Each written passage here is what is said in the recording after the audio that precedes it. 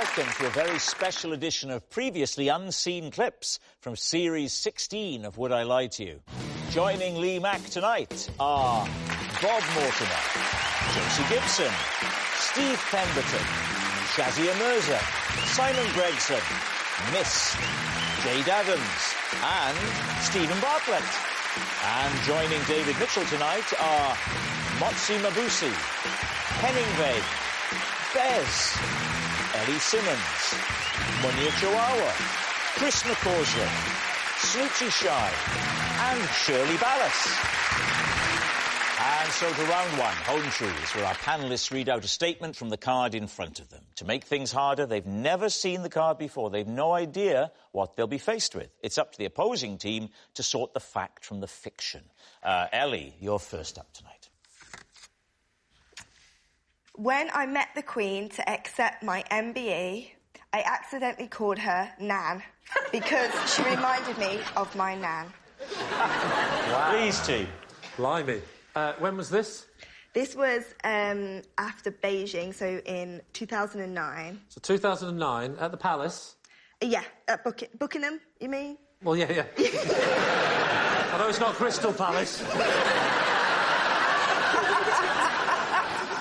What was the sentence that you said with the word Nan in? So I got really, really nervous because my own Nan is the same age. So I looked at her and thought, oh, Nan.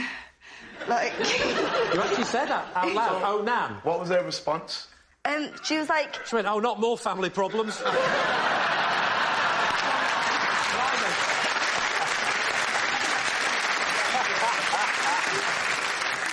She said, pardon?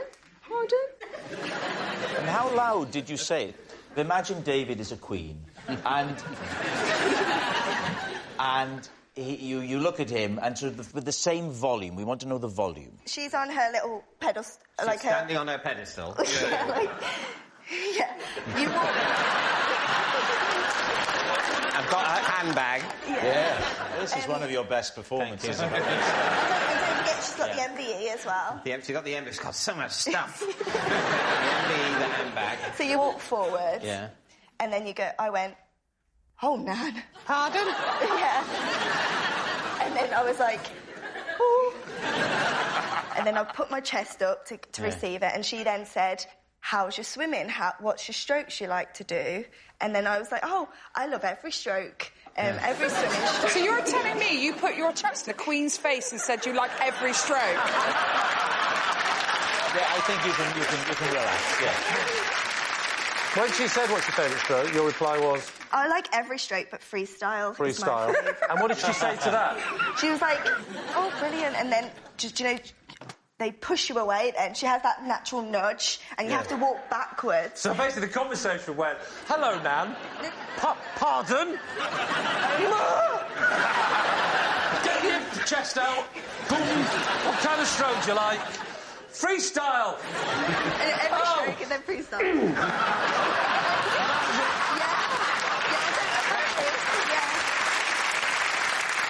So what happens for OBE? Did she again, say... It's you again? Yeah, well, actually, OBE was Prince Charles, sadly.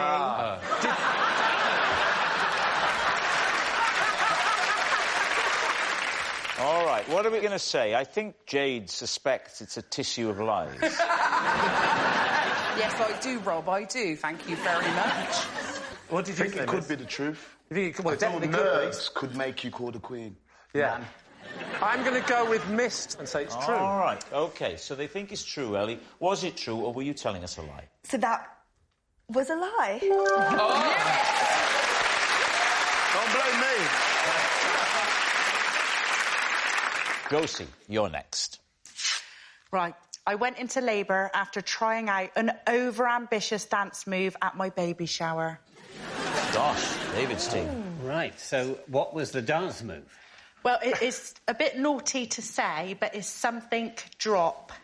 Right. I did that drop, and the baby did drop. Yeah. Why don't we call it a smut drop? People at home will know what we're talking about, but we won't get any letters. Well, you don't get letters now, do you? So what is this move? Well, you just basically fall to the floor. So talk us through what happened. You're out there, you're doing that. What happens? Well, I had a baby shower and I had a DJ. He just got the crowd going. And then I went to the toilet after I'd been dancing like that. And so it wasn't quite right. So I told everybody when I come back, I think my waters have just broke. Oh, dear. And they said, no, it'll be something else. But I said, well, it is a bit silky. They think you were spinning a web. I'll tell you what, that's a weird episode of Spider-Man. Imagine shooting that out across and then swinging along on that. Blimey. So when did the baby come, then? So it's really uncomfortable. But the next day, I had my midwife appointment, and they said, any leakage? And I said, yeah, at my baby shower. And then they gave me a checkup, and they went, he's got to come out. You've split the bag. And you'd split. And it was your dancing that caused... If you hadn't done that dancing, he would have stayed where he was. Well, he was fine before. So I said, oh, he can't come out now because that'll make him a Virgo and he's meant to be a Libra, but they just did not care. They're unfeeling, aren't they, in the National Health Service? Yeah. With all this water, he sounds more like a Pisces. Could have gone with Aquarius. No. What was it? Should have been a Leo? What was it? No, he's a Virgo. Amy should have been a Libra. Yeah, and is he not the child you hoped he would be? So what do you think? Now, Shirley, are you a mother? Do you have children? I have children. Right. Want some. So of all of us here, you're the most qualified to say whether this rings true. It just seems a little bit far-fetched. I don't think you'd want to go all overnight and go to sleep if you were in that kind of pain. Yeah. Well, I was in London, so I had to get back to Bristol. Why did you have your baby shower in a city that you don't live in? Because my friend organised it for me. And they just wanted it more convenient for them. How long was it then until the baby came? Well, they tried to induce me. With what, sweets? That's entice, Rob. That's entice. Oh, sorry.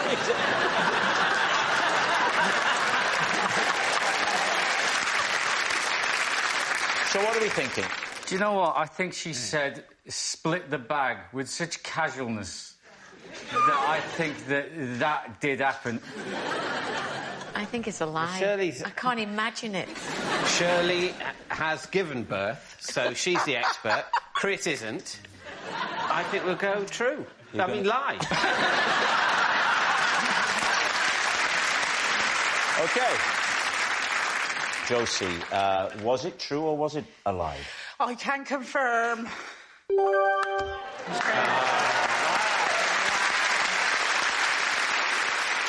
It's David. Nothing makes me happier than spending an afternoon cleaning the upper windows of my house with my 10-foot-long telescopic squeegee. Wow. Is that a euphemism? It certainly is. How long have you had it? I think I've probably had it for about 8 or 9 months. Do you do it on the inside or the outside? Or the both? Outside. Oh, not you the inside? don't need a 10-foot-long pole for the inside. I thought you meant very high windows, those top windows you get above doors. I don't live in a cathedral, despite the rumours. Just out of interest, do you clean the inside yourself? No, the cleaner does that. Why don't you pay for a window cleaner to do the outside of the house? Because I love using my 10-foot telescopic squeegee so much. Why would I give them that joy? Does it make a difference when you clean your windows? Really? Yeah, you know the marks that you get on windows? Gone. Yeah, but they come back. They do come back, you're right. In a way, there's a futility to it. And do you know what? One day we'll all die. Is it worth the effort, really? Well, I think so. And I think the joy that this squeegee, with a very clever handle that works 10 feet away, you can actually squeeze the soap out. It's very... You have to run a long way away from the bucket to dip it in. But, you know, it's really satisfying. And what is Mrs. Mitchell doing while you're performing this task? I like her to watch. Then I like her to go indoors and then go up and see the effect from the inside. Wow. And, well, this is a great bit, to go into one of the other rooms, and then at some point I'll surprise her with the sponge. What do you think, Shazia? Does this strike you as true? Yeah. What are you thinking, Steve? Lie. I'll go lie. You go lie? Lie. OK, we'll go lie. Saying it's a lie. David, was it a lie or was it, in fact, the truth? It was, in fact, a lie.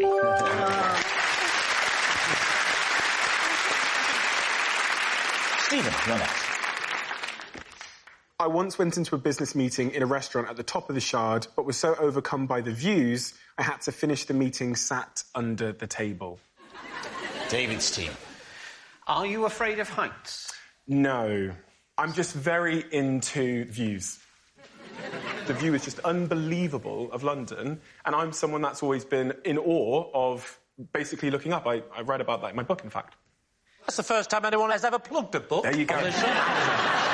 It's why he's a successful businessman. And did you say you sat under the table? I went under the table after. The reason why I ended up under the table was because I was uploading the photo to Instagram, and the lighting up there, it's so bright, so I went under the table and I uploaded the photo to Instagram saying, I'll just take in this picture, and I was blown away by it. So instead of looking at the amazing view, you're looking at the internet. Social media, my background. What was the business meeting about? We were meeting the CMO of Adidas, I believe, to talk about one of their in-store activations that we were doing at the time, so... Talking to them about the what? We were doing a national in-store activation where visuals played in their stores on their...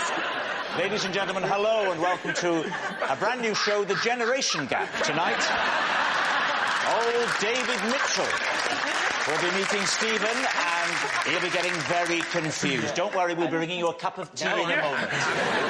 A social media campaign with Adidas across... Right, so lots of things on the internet about shoes. Smash it.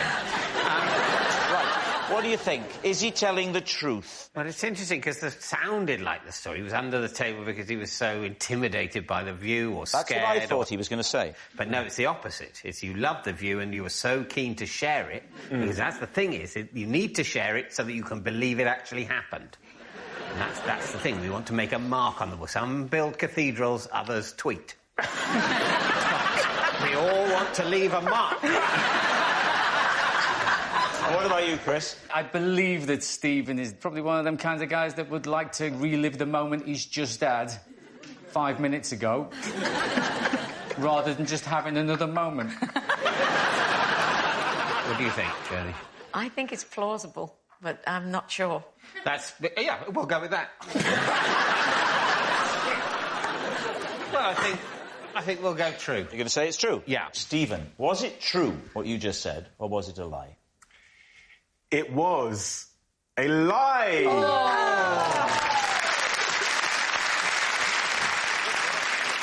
Henning. OK. Because I already know what I look like, I do not have a single mirror in my house. Please, team. You don't own a mirror because you already know what you look like. Yeah, but none of us are looking in the mirror to remind ourselves what we look like. We're doing it to straighten our hair or brush our teeth. Well, you need to look in the mirror to brush your teeth. Yeah, I do, actually. I use a toothbrush. What about nasal hair and ear hair and things like that? Well, there is so many mirrors about, if you really want to know. Any old cafe or restaurant. Oh, right. Yeah. You take nasal clippers with you. Well, don't you know it? Can't you feel if you've got nasal hair or not? Well, yeah, but how do you get... Well, do you ever trim them with anything? You said, yeah, but I can't feel if I've got nasal hair or not. Do I need to see a doctor about that? I can't... Your nasal hair's massive. It's grown all up here. When did the decision come to stop having mirrors? It's not a conscious decision, man. I don't like palaver. So there's no palaver lamps in your house either? What about when you're shaving? How do you shave? Oh, I've got an electric shaver. Yeah, I know I've got an electric razor. How do you know how much charge is in it if you can't see it reflected in the mirror? I think you can look at it with your eyes. Look at it. You have a great PC, and I will carry on with this interview. OK, I'll tell you what, Henning. So you wake up in the morning, OK? It's time for Henning to do his ablutions. Talk us through it. I get up. Are you pyjamaed or do you sleep naked? Halfway. Please tell me you don't just wear a pyjama top. No, I've got underpants and then usually no top on. You sleep in just your underpants? That's what I sleep in. In Henning's underpants? Come on, you get out of bed, what happens next? Well, I have a shower. Right. Brush my teeth. You haven't had a little look at yourself to go, oh dear, I don't look very good. When did you last look in the mirror and thought, oh, I didn't think I would look like this? Here's the thing, right? Your hair's, you know, it's in place. Yeah. Well, you're not just feeling each individual strand, are you? What do I need to do with my hair? Don't get me started. OK, what's it going to be? Truth or lie? Simon? I think it's a lie. It's got to be a lie. It's got to be a lie, yeah. So you're saying it's a lie? Yeah. OK, Henning, no mirrors in your house. True or lie? Absolutely true.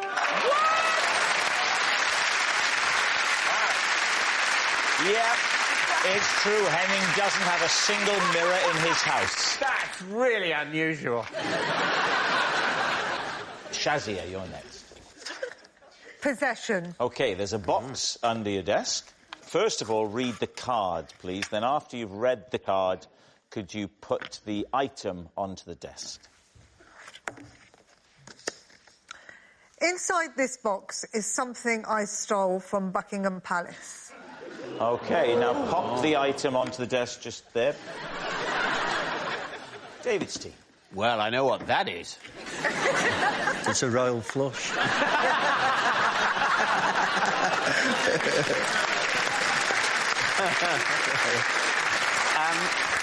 So, on what occasion did you steal that loo roll from Buckingham Palace? Well, I've been to the palace a lot of times, actually. Why is that?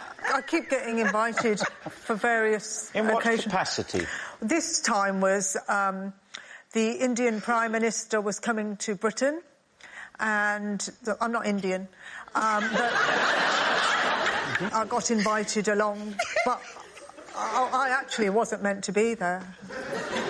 You were mistaken for an Indian and invited on that basis? I could pass as Indian. What were the other reasons?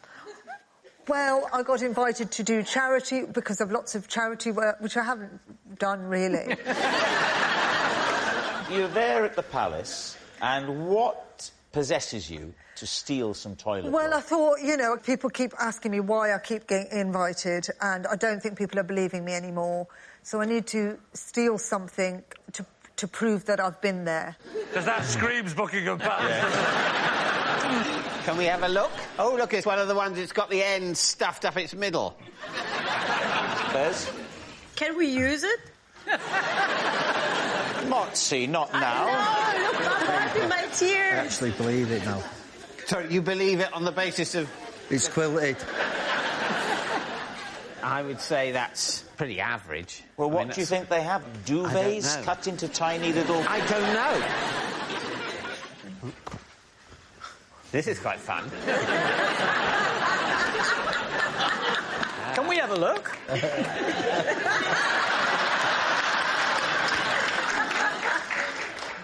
Well, what do you think, Bez? I actually believe that story. What do you think, Motsy? I'm thinking this is not the truth. This is just a normal toilet paper from backstage.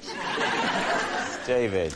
Yes, that's what I think as well. So you think it's a lie? Yes. Right. Shazia, was it a lie or was it the truth? I'm afraid it's the truth.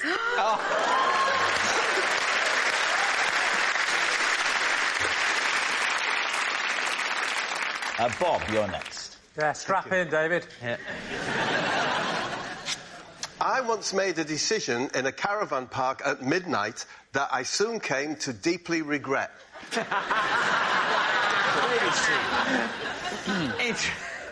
Oh, God. Right, OK. What decision did you come to at midnight in a caravan park? Well, as I always say, David, it's a long time ago. So my memory's a bit... It's like trying to locate a rabbit's tear in a petrol spill. Yeah. Not easy. Is it going to be the sort of distant remembrance that could be mistaken for invention? That's the It'll one. be indistinguishable, the two forms of brain activity. They look identical. They can do, yes. Yes. But they taste different. Where was the caravan park? In Hartlepool, Crimden Dean. Which we know what the decision was that you regretted. Yeah, on the beautiful coast at Hartlepool, Crimden Dean, static caravans. You know the ones? Yes. They look like porter cabins. They do? Yeah. Okay. And that appealed to us when we saw the brochure. Who were you there with? I was there with my friends.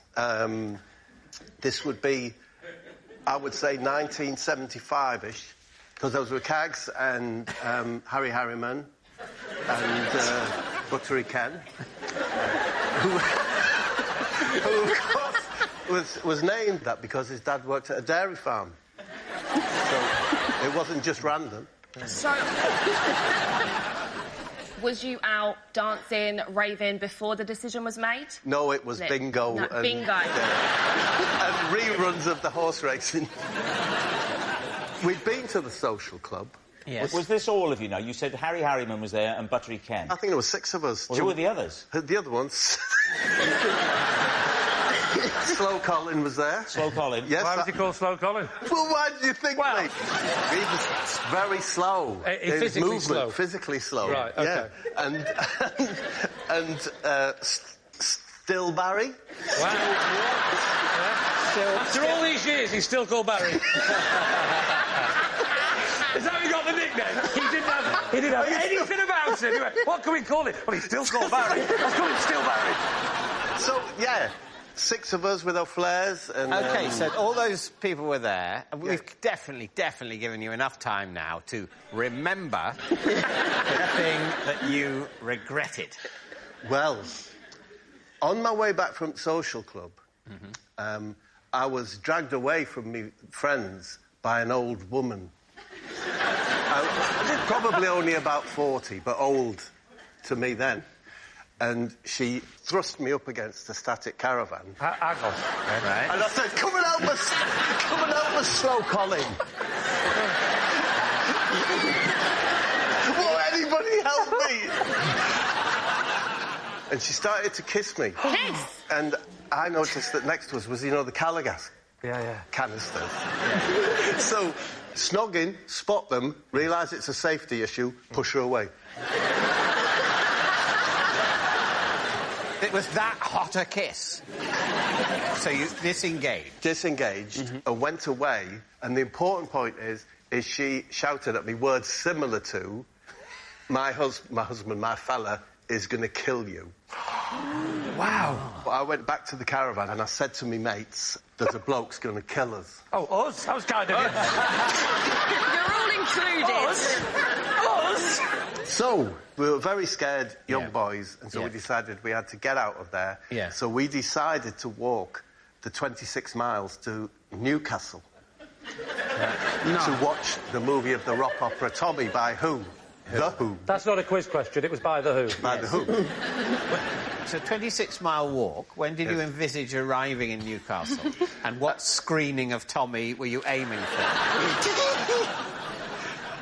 We set off at midnight. It was dark. The moon hadn't been attached to mains power by that point. Slow progress, because, of course, we had our flares on, which acted like sails, trying to get through.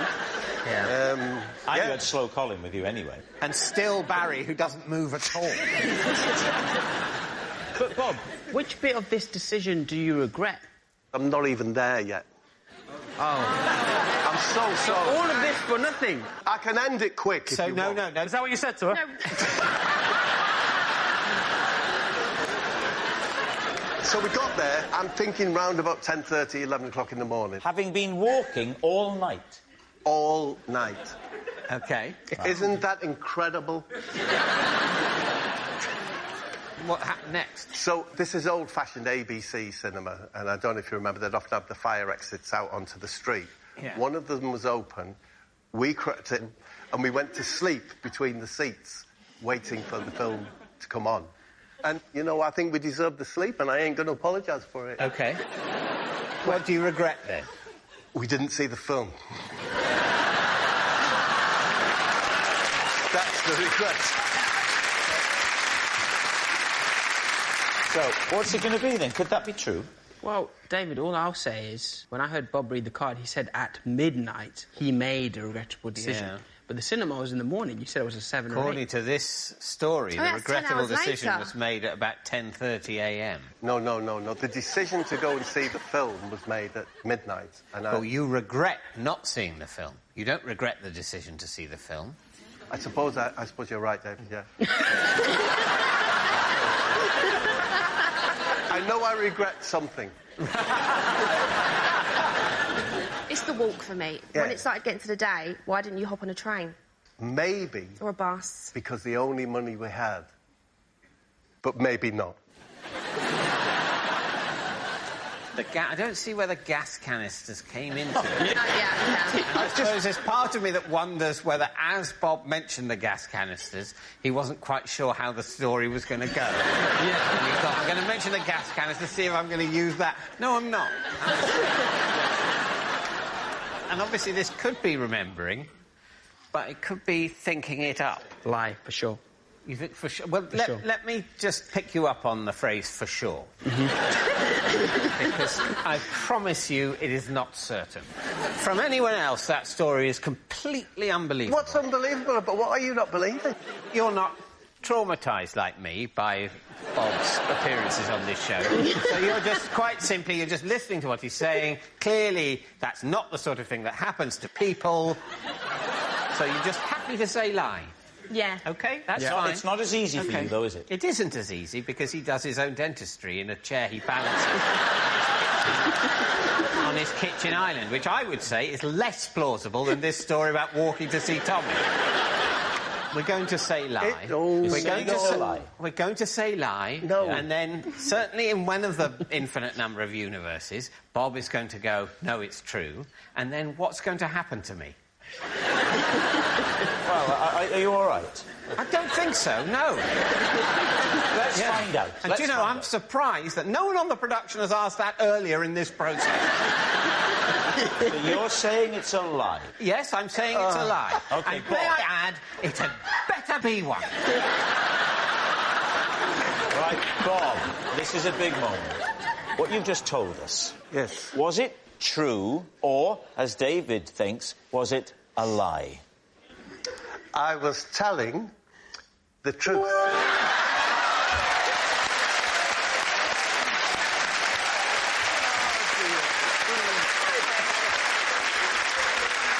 I am not OK.